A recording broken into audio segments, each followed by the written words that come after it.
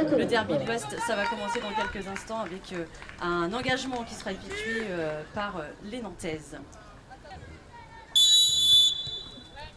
Les jaunes et vertes veulent retrouver le goût de la victoire, mais elles ne sont pas les seules. Guingamp doit se rassurer défensivement, mais aussi offensivement, Mélodie.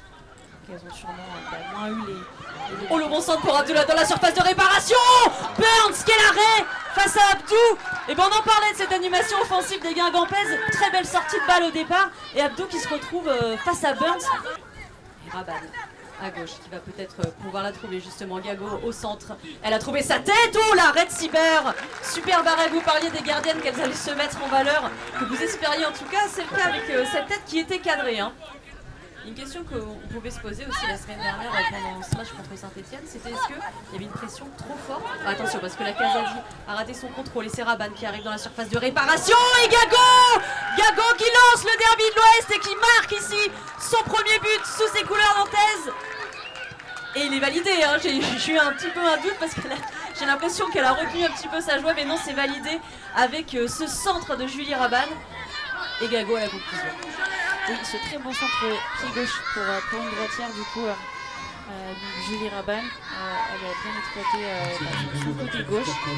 Évidemment se disent pourquoi pas enfoncer le coup rapidement et mener déjà de 2-0. Elles sont encore à l'offensive avec Marcano. Et c'est Casadi qui va trouver la frappe de Huifrin. Oh, sur la barre transversale.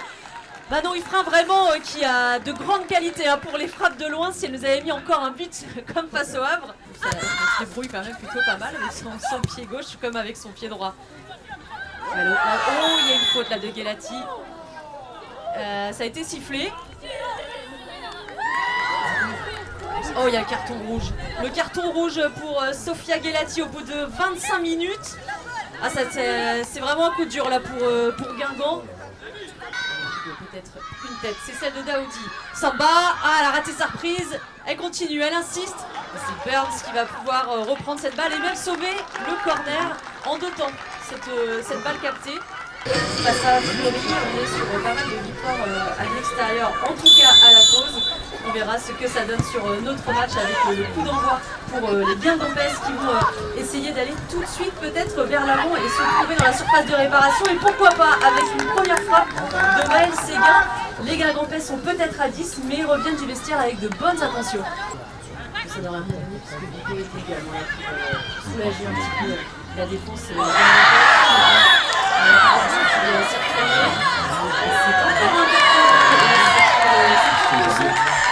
Carton rouge puisque c'est le deuxième. Et bien ce match, il s'en passe vraiment des choses effectivement avec une deuxième expulsion. Il y a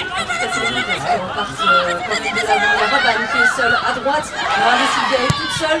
La frappe lointaine encore de Manon Huifrin, c'est capté par Cyber. Là, il y avait peut-être autre chose à faire, mais Julie Raban était quand même démarquée sur le côté. Raban, elle aussi, elle a de l'espace, elle va pouvoir ajuster son centre.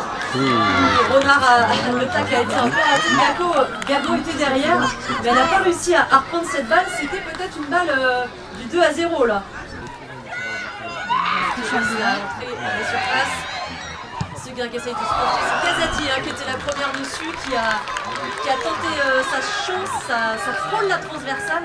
C'est le coup de sifflet final ici à l'Académie. Les Nantaises s'imposent pour la 2e fois consécutive à l'extérieur avec cette victoire 1-0. Un match animé, il y a eu des occasions de part et d'autre, mais Guingamp a dû subir une expulsion dès la 25e minute de jeu. Ensuite, ce sont les Nantaises qui ont aussi récolté un carton rouge. C'était Cosson qui l'avait eu. Donc un match qui s'est terminé à 10 contre 10.